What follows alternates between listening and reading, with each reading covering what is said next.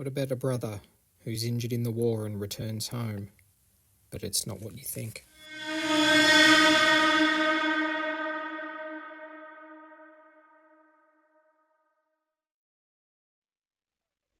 I picked Daniel up from the base hospital myself. He looked fine. No crutches, no bandages. Just a single bruise under his left eye and that calm, unreadable expression he'd had even before the deployment. They said he'd been exposed to something in a storage facility. Some kind of chemical containment failure. His unit was there to assess and neutralise it.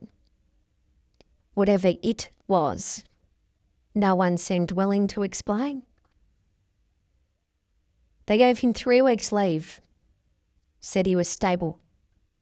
Recovered. I brought him home. Our mother cried when she saw him. The dog growled. That was the first thing that didn't sit right with me. Max had grown up around Daniel. Slept in his bed most nights. But now he wouldn't go near him. Wouldn't even eat if Daniel was in the room.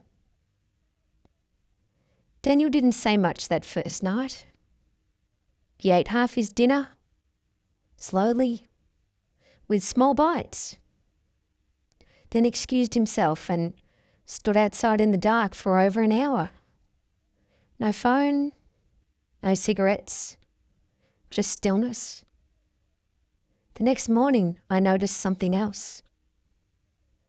A receipt on the kitchen counter, folded into a perfect triangle.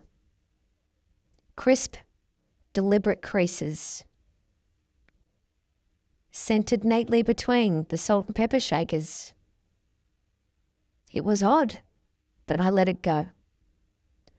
People process trauma differently. Maybe it was just a habit. Maybe it helped him think or cope. By the end of the week, there were 6 more. It started with small things. Napkins folded with geometric precision. A towel in the hallway, creased diagonally into a flat wedge.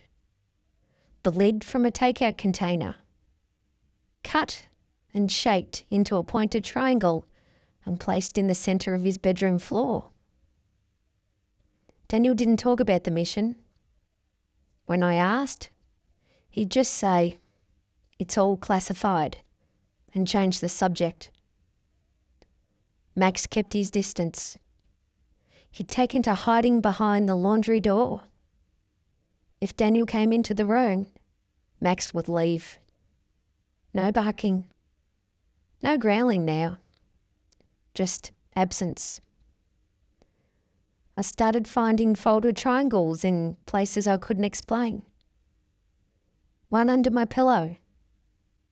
Another slid between the pages of my notebook. One was tucked perfectly into the centre of a clean drinking glass, like someone had pressed it down carefully with the tip of a finger. Daniel never mentioned them, never acknowledged them. But I saw the way his fingers moved when he sat still, rolling napkin edges, lining up seams, checking corners. It wasn't fidgeting. It was something else.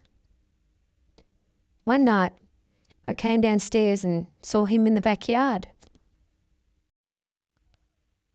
standing barefoot in the grass, facing away from the house, arms by his sides. 3 triangles laid out in front of him, evenly spaced, aligned like markers. I didn't go outside. I just watched. The next morning, Max was gone. We searched the neighbourhood.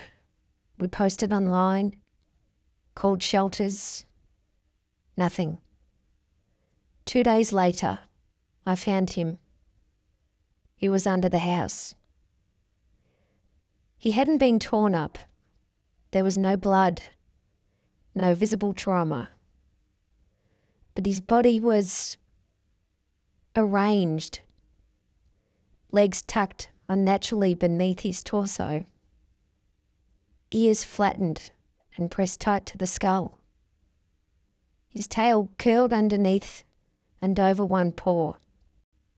On his back, resting perfectly centered, was one of those paper triangles, folded from a blank sheet, just resting there, light enough to be blown off by a breeze, but untouched.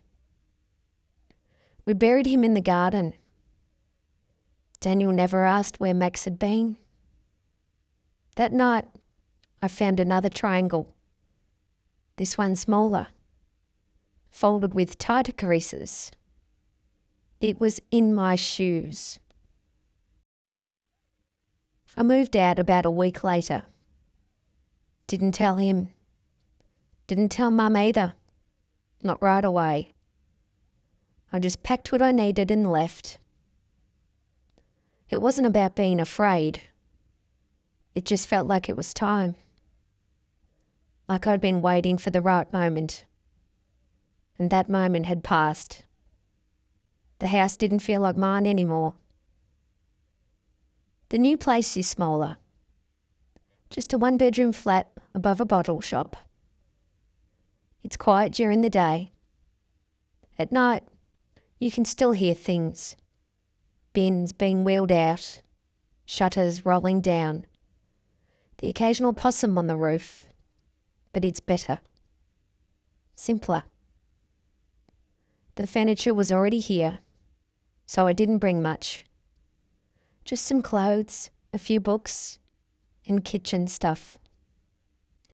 Even now, I still find myself going over the drawers sometimes, checking what I've packed, trying to remember if I left anything behind.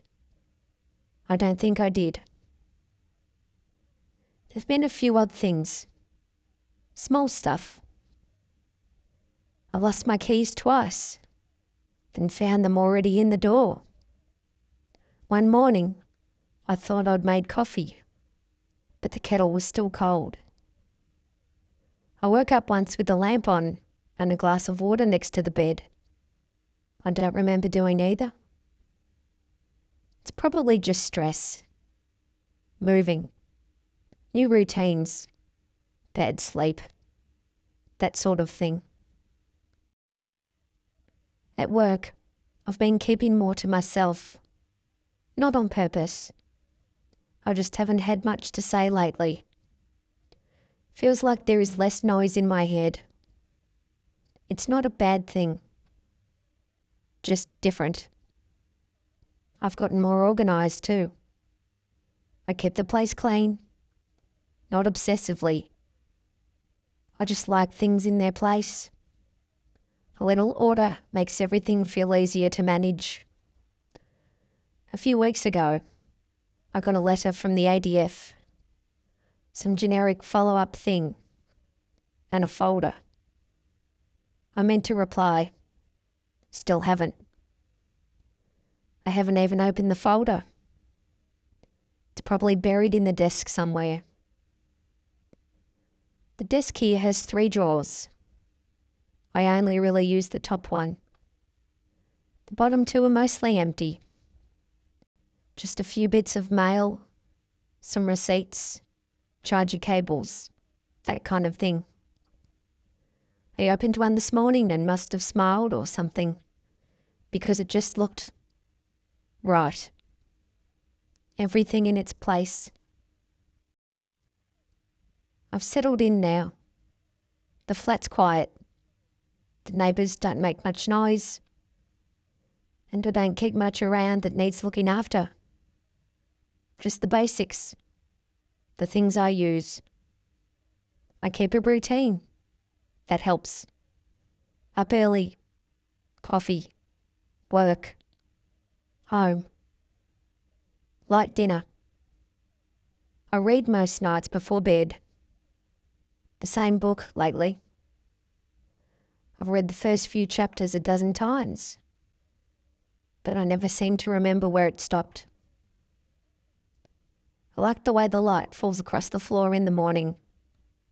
Sharp lines.